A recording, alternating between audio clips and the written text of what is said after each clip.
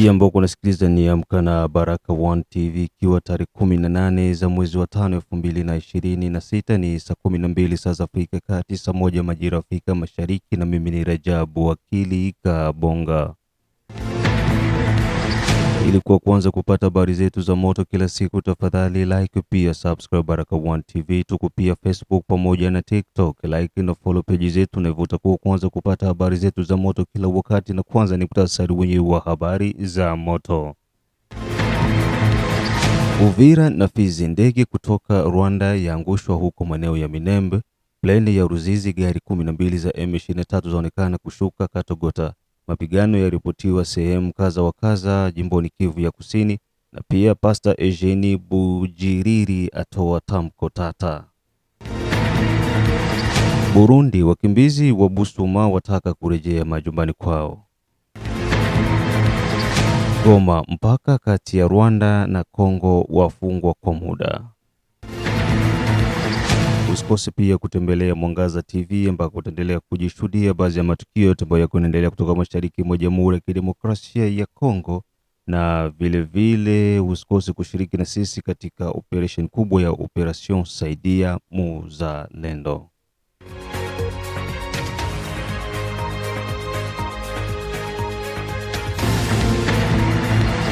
Tuanze na taarifa hizi kutoka tarafani Fizi. Ndege kutoka Rwanda yaangushwa huko maeneo ya Minembwe. Mapigano ambayo yameripotiwa maeneo ya Minembwe, ambako ndege kutoka Rwanda hiyo tarehe 16 kuamkia tarehe 17 za mwezi wa 5 2026 imeweza kudondoshwa, huku vikosi tihifu kwa serikali vikitumia ndege za kivita aina ya Sukhoi kuangusha ndege hiyo kutoka nchini Rwanda. Ndege hiyo ambayo inasadikika kuwa ni ya serikali ya Rwanda kupitia jeshi la RDF ilikuwa inakuja Minembwe kwa ajili ya kuwasaidia chakula pamoja na vifaa vingine vya kijeshi kutokana na maeneo haya ya Minembwe kuzingirwa na vikosi vya serikali. Mpaka sasa hali inakuwa ni ngumu kwa magaidi wa M23, Red Tabara na muungano wa Twirwaneho, licha baada ya kupewa tangazo na jeshi la serikali kuweza kuweka silaha zao chini, lakini bado magaidi wanaendelea kuweka roho ngumu, na hivyo hasara kwao kuonekana kila kukicha.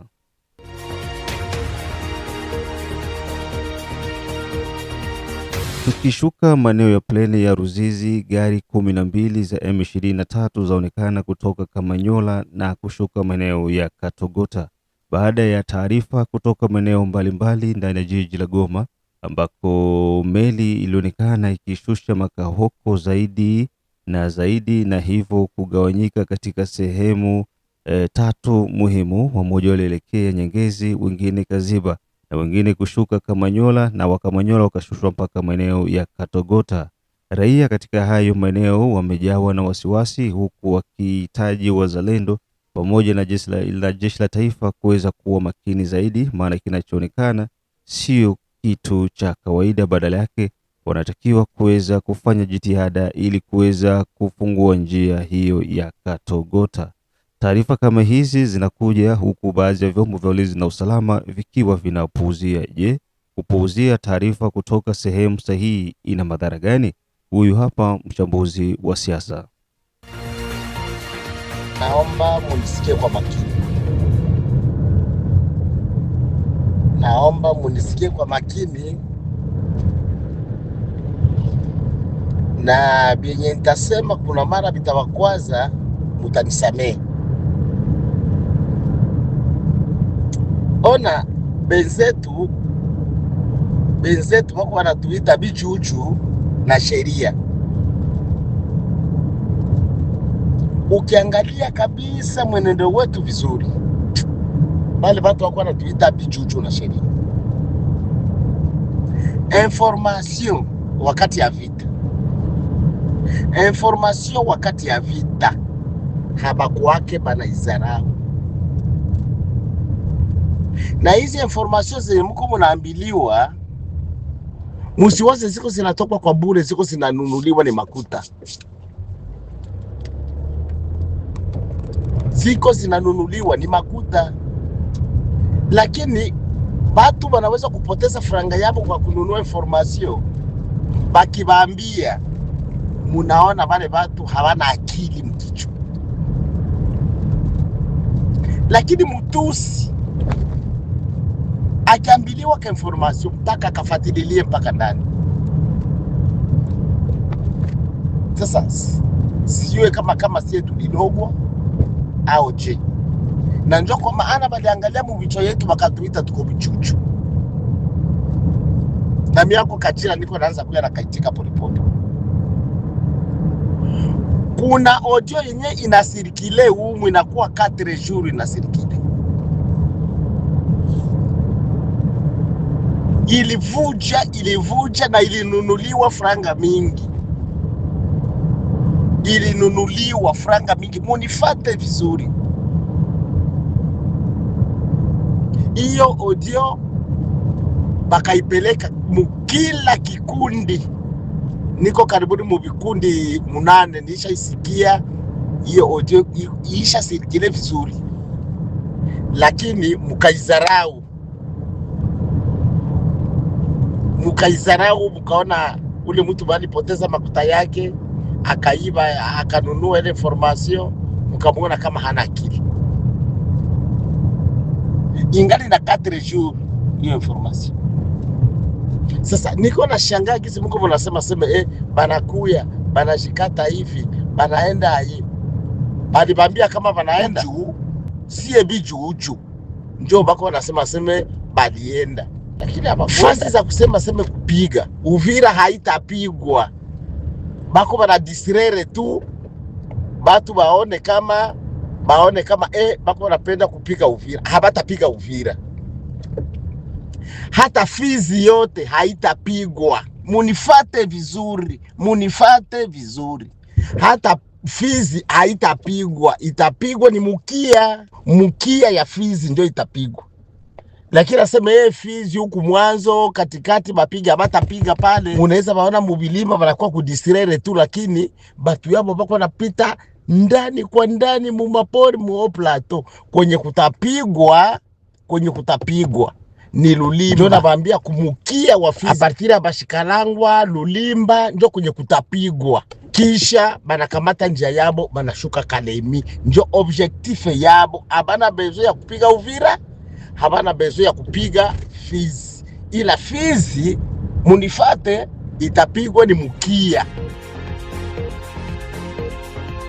Mapigano yameripotiwa sehemu kadhaa jimboni Kivu ya Kusini na ni kati ya magaidi wa M23 na vikosi tihifu kwa serikali huko kishirikiana na wazalendo jimboni Kivu ya Kaskazini. Pia mapigano hayo yalifanyika tarehe 17 za mwezi wa 5 2026. Wanajeshi wa Rwanda pamoja na muungano wao wa M23 wameonekana wakielekea tarafani Mwenga, maeneo ya Bunyakiri na Walikale, pia na maeneo ya milima ya Nyanja ya Juu. Mapigano yalisikika maeneo ya Chivanga, Lutunkulu, Kashebeye, Kabulungu ya kwanza, Kabulungu ya pili, Mbayo, Mulangala, Katosomwa, Kitasungulwa.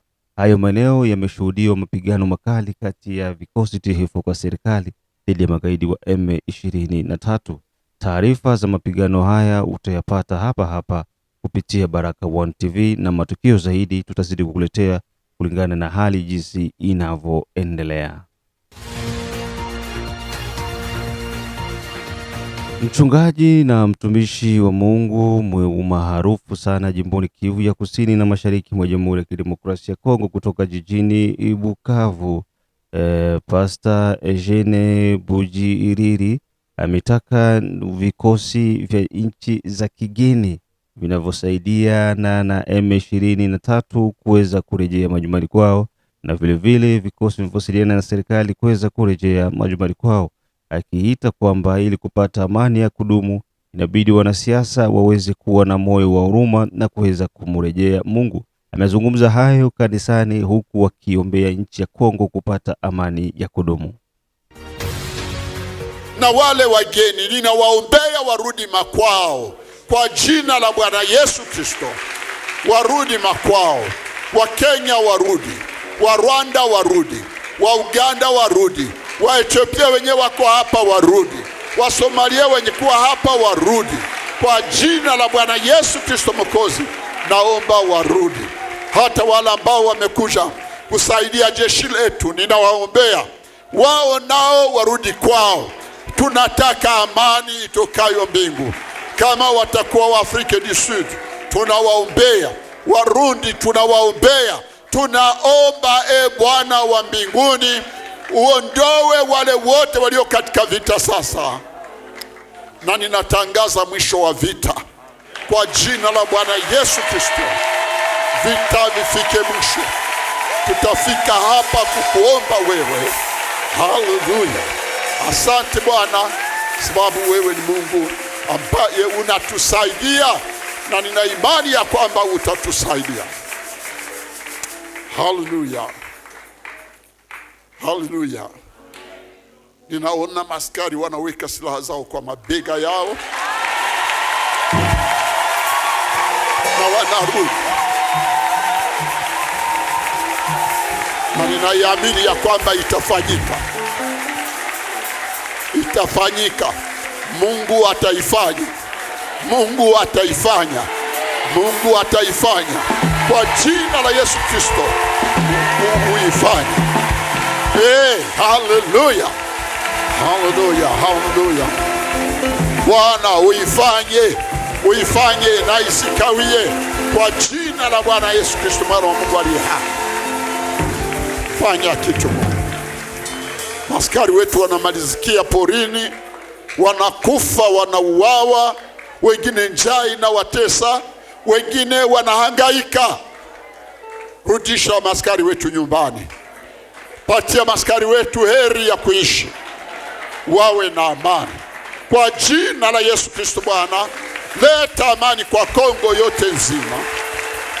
Tunawaombea wapolitisia, uwape hekima, wapatane.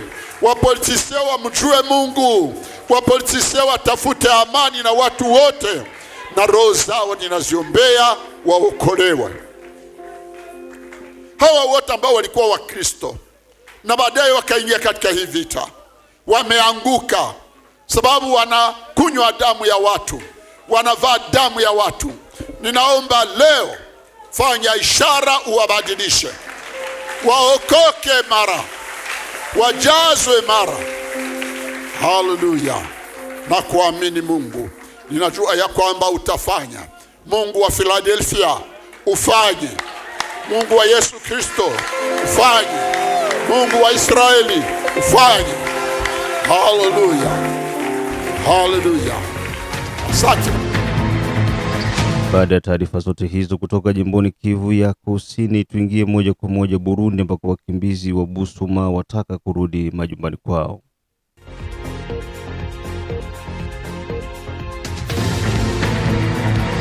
Baada ya serikali ya Jamhuri ya Kidemokrasia ya Kongo na serikali ya Burundi pamoja na shirika la UNHCR kutangaza rasmi kuanza kuwarejesha wakimbizi wa DRC majumbani kwao, na ni kutokana na hali kuonekana kuanza kuwa yenye usalama zaidi. Wakimbizi ambao wanapatikana ndani ya makambi huko nchini Burundi, wakiwa ni wenyeji wa maeneo ya Plaine ya Ruzizi, wanalalamikia viongozi wa mashirika ya kiraia pia na viongozi wa serikali kwa nini kucheleweshwa kuondoka kwao huko makambini na kurudi majumbani kwao. Wanahoji ya kwamba je, mpaka sasa hivi Plaine ya Ruzizi bado inadhibitiwa na M23? Kwa nini sisi hamtaki kuturejesha majumbani kwetu, huku tunateseka na tunahitaji kuweza kurudi majumbani kwetu? Mwisho wa nukuu. Wakimbizi hao ambao walikimbia mwezi wa 12 2025 ni kutokana na vita ya M23 ambao walivamia maeneo ya Plaine ya Ruzizi hadi ndani ya jiji la Uvira. Moja kati ya wakilishi wa wakimbizi hao kwenye mic ya Baraka1 TV. Jambo kwa viongozi wote na kwa Cordon Alphonse Mfareje na kuja kusalimu. Ni ndugu yenu anayesumbuka mkimbizi refugee mkambi ya Busuma Ruigi Burundi. wanakuja leta malalamiko yetu, si wakimbizi wa plene. Tunataka uliza wakuu viongozi ama wa kordo, kila yote ule mwenye iko na liteju ya kufaa plaidoyer kwa kuturejesha nyumbani Kongo. Eske plaidoyer mko nafanya ni za watu wa Uvira tu na Fizi na Baraka? Maana mnaikarte ba mu plene juu tunajikuta watu wako kuafishe kufanya kontrole bakurudishiwa kwa jikuta no banaikarte ba mu plene au banabandika litige so unafika kule hapana huko mu plene utaenda ni zone rouge. Kuna jiswali, je, adui angali mu plene? Adui alijiretire, alishatoka, gouvernement ndio inamiliki pale. Sasa kwa watasema ni zone rouge keno hatutarudisha siba mu plene. Chose grave, jana mimi naonana na presida wa kambi ama chef dika, akatuambia no tuvumilie, gouvernement yetu ndio iko nasema no plene ngali zone rouge, adui anaweza geuka basikurudishe, tubakie kwanja. Tukashangale kwa mshangao sana sisi watu wa plene. Nonge plene yote ti kuanzia mpaka Katogota kwa gouvernement na miliki. Tukajiuliza, eske sisi hatuko wakongomani wala hatuna haki ya kurudishwa nyumbani kwetu? Tunajikuta palikuwa narudisha ndio watu Uvira, adui alikuwa ngali Sange. Eske pale haikukuwa karibu? Kifula saisha kuwa mbali, Kamanyola na Luvungi kuko mbali kidogo. Sasa kwa sababu gani banezi katala hapata turudisha mu plene? Ndio vile wakuu viongozi mwangalie kisi ya kontakte wakubwa ya ASER Burundi na Kongo, na muulize gouvernement provincial, je, inezi katala basirudishe population ya muplene? Make population ya muplene bo habaana nayo lazima. Make shinjo bebalikia tolewa tu vapane kafara huko juku. Tunateseka sana, tunateseka bandugu yetu, mshikaze sana mweleza ya kufaa mapledoyer zemuko amene na mapledoyer juu ya watu ya muplene. Sisi tunapenda turudia, tutaki maisha ya mkambi, tunateseka. Asante, usikilivu njema kwa wote. Mnakaa nisema mbaya, mtanisamehe. Mungu awabariki na siku ya Mungu njema.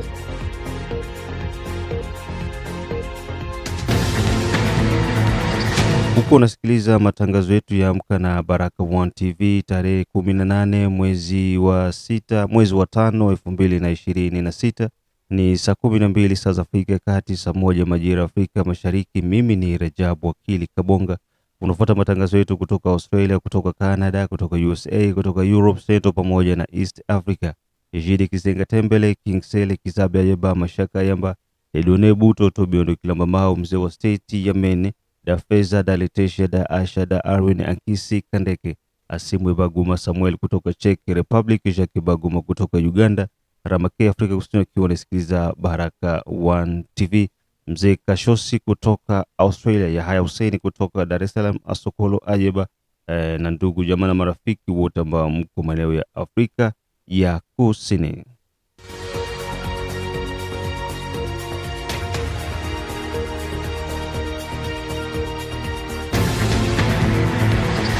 Baada ya taarifa hizo kutoka maeneo mbalimbali mashariki mwa Jamhuri ya Kidemokrasia ya Kongo na hata pia nchi jirani, Baraka One TV inakupeleka moja kwa moja jimboni Kivu ya Kaskazini, ndani ya jiji la Goma. Mpaka kati ya DRC na Rwanda wafungwa kwa muda.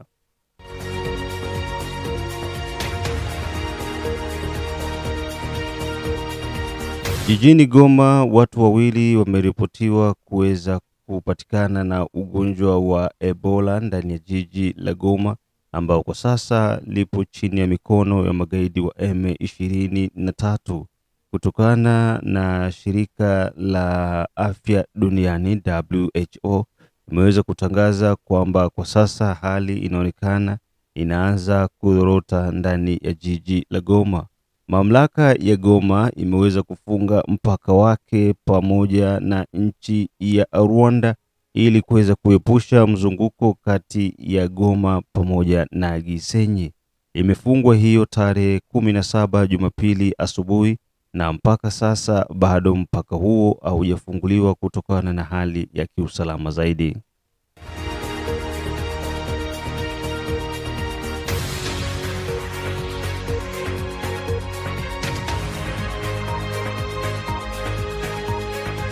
Ripoti zinasema watu wawili wameripotiwa kupoteza maisha, mmoja akiwa katika kata ya Matanda na mwingine katika kata ya Kitatumba, na hivyo kuhitaji vyombo vya afya kuweza kuwa makini ili kukabiliana na ugonjwa huo wa Ebola. Ugonjwa huo wa Ebola pia unaripotiwa jimboni Ituri, ambako wauguzi wa mkoa huo wa Ituri wamesema wao wamezoea kutibia ugonjwa huo na hivyo wako tayari kwa ajili ya kuweza kupambana na ugonjwa huo wa Ebola ambao kwa sasa ni tishio kubwa mashariki mwa Jamhuri ya Kidemokrasia ya Kongo, zaidi kati ya mikoa miwili, Kivu ya Kaskazini pamoja na Ituri. Hii ambayo kunasikiliza ni Amka na Baraka One TV.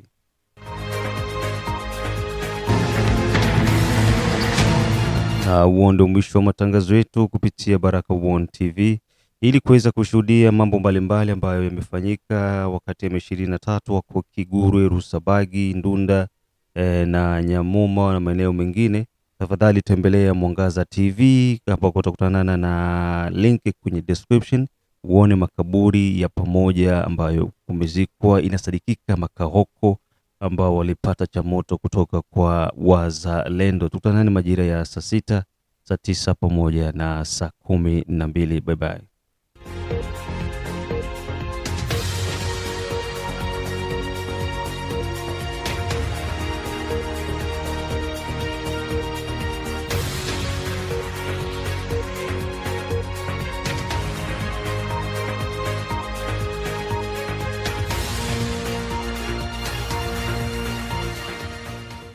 La situation précaire des enfants victimes des conflits armés préoccupe le chef de l'État congolais Félix-Antoine Tshisekedi Tshilombo. Pour la cause, le gouverneur militaire de la province de l'Ituri a échangé ce jeudi 14 mai avec le directeur pays de Save the Children, M. Gren Ram. Au cours de leurs échanges s'inscrivant dans la vision du chef de l'État, les deux personnalités ont abordé avec passion cette question troublante dans les zones d'intervention de Save the Children. On a discuté un peu de nouveaux financements qu'on a, de nouveaux projets, par exemple les cantines scolaires qu'on a déjà commencé à démarrer dans plusieurs zones de santé. Aussi de façon que malgré l'insécurité dans des coins, on continue à travailler, à soutenir des écoles, des centres de santé.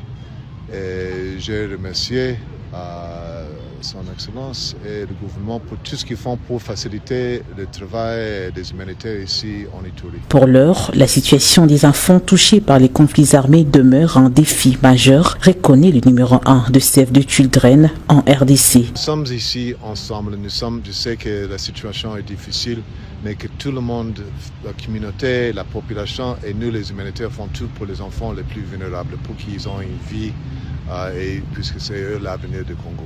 Donner à chaque enfant la joie et l'espoir d'un avenir meilleur, tel les chevals de bataille de l'administration militaire qui milite au quotidien pour la restauration de l'autorité de l'État et la cohésion sociale dans cette province sous état de siège.